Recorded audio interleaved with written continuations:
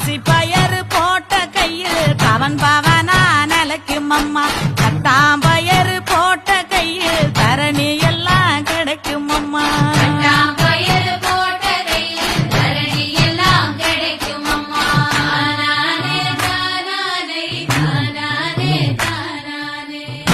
பயறு போட்ட கையில் ஒச்சி பினி ஒழியும் அம்மா முழப்பாரி சுமந்த கையில்